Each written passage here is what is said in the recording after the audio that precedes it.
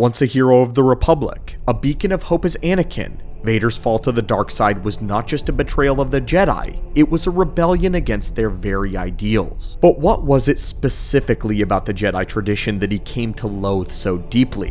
What drove him to destroy the order that he once vowed to protect? Was it their strict code that he pointed to that forbade attachment? Was it their refusal to act decisively in the face of suffering? Or was it the hypocrisy of their teachings? A code that preached peace, yet demanded war. Vader's hatred for the Jedi was not born out of a simple anger. It was fueled by a sense of betrayal and disillusionment. In today's Holocron, my friends, we'll be exploring the heart of Vader's resentment, the one aspect of the Jedi tradition that turned a promising hero into the galaxy's most feared and vile enforcer of darkness. Welcome back to the archives again. We've been expecting you. Before we present this holocron, unlock the dark secrets of the galaxy, subscribe to the Sith archives, and let your journey into ultimate power and forbidden lore begin.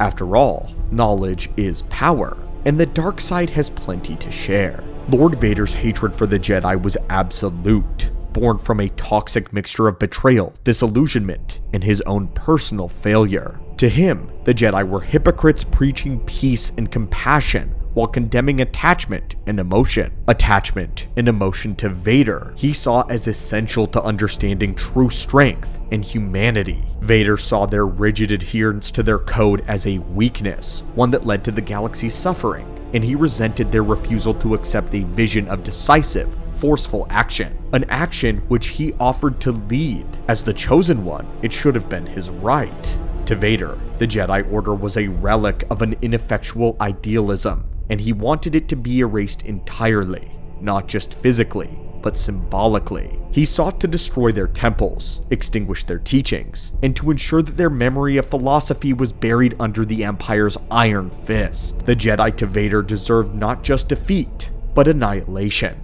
A fate fitting for an order he believed betrayed him, failed the galaxy, and caused the downfall of everything that he held dear. If we're being completely honest here though, Vader's hatred for the Jedi also stemmed from a place of humiliation. Vader had viewed Obi-Wan Kenobi as the embodiment of the Jedi's hypocrisy, someone who had claimed to be his brother, a mentor, and a friend, yet stood in judgment of his choices and failed to truly understand his struggle. When Obi-Wan left him broken and burning, this solidified his hatred. It wasn't just a physical defeat, but a shattering of any remaining bond between the two men. To Vader, Obi-Wan wasn't just an opponent, he was a betrayer. He had abandoned him when he had needed him the most, and he had left him to suffer in darkness. And so, Vader turned to the ideology of the Sith.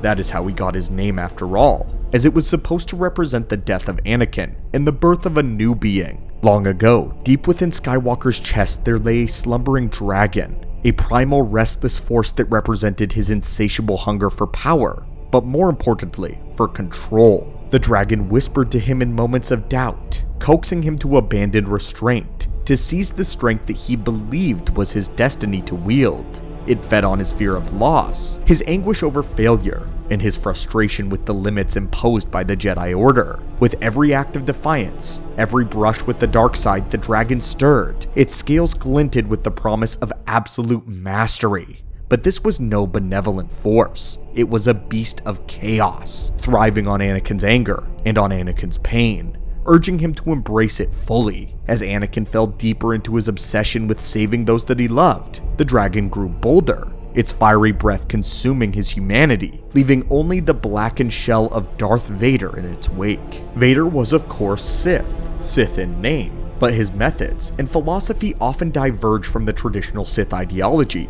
Vader is an anomaly among the Sith.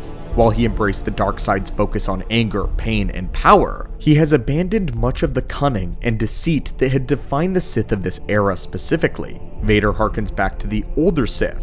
Unlike other Sith who sought to manipulate from the shadow, Vader preferred direct, brutal action, relying on sheer force and fear to accomplish his goal, never hiding in the shadows. He had little interest in the Sith's historical obsession with knowledge, or rituals, or the rule of two, which demanded the apprentice overthrow the master. Instead, Darth Vader's dark methods were deeply personal, fueled by his own inner torment, and a drive to dominate through raw strength and intimidation. His obsession with order and control, rather than the typical Sith ambition of self-serving power, set Lord Vader apart from the rest. In his own twisted way, Vader's darkness was less about ideology and more about imposing his will, a reflection of the fractured man that lay beneath the mask, wielding the dark side as a weapon for his own means. While it is true Vader adopted many aspects of the Sith philosophy after his turn, he retained traits and motivations that set him apart from a typical Sith. Vader's embrace of the dark side was driven less by a desire for direct power and more by a personal, emotional motivation. His obsession with saving Padme and protecting all that he cared for. His initial faith in the Sith doctrine was a lie, and it was not an embrace of the Sith ideals. His relationship to Sidious was also an anomaly. Vader was fiercely loyal to Palpatine for much of his life, despite suffering under his manipulative control. Vader did not seek to overthrow him initially, although he had opportunities, as his emotional despair and self-loathing made him submissive to his master. Vader's biggest problem was with the Code of the Jedi. He believed that it was flawed,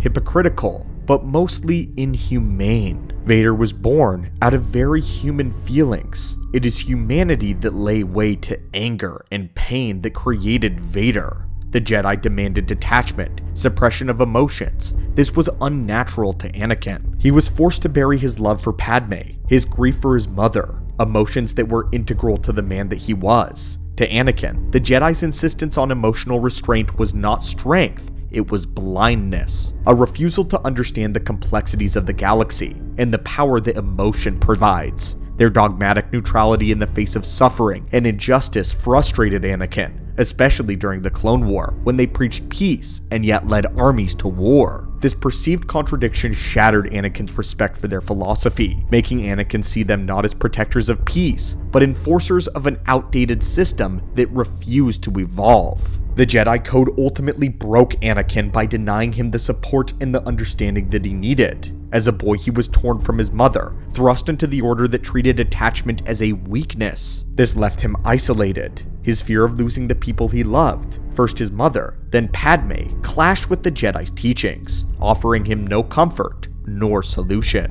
When Anakin sought guidance, the Jedi dismissed his concerns, treating him with suspicion, particularly as he grew more powerful. The lack of trust from the Council, combined with their rejection of his human struggles, left Anakin feeling betrayed and alienated. He was supposed to be their chosen one, but to Anakin, the Jedi Code didn't offer freedom nor balance. The Jedi Code was a chain, one that stifled his potential and forced him to suppress the very emotions that made him the man that he was, the Jedi that he thought he was. This internal conflict was the crucible that forged Darth Vader, who saw the destruction of the Jedi as not just a goal, but as a liberation from their restrictive and their flawed ideology and philosophy. To sum things up perfectly, the thing that Vader hated the most about the Jedi was their lack of emotion and their lack of attachment. Extremely ironic, as these are two very human things, all leading back to the message that George left us so long ago.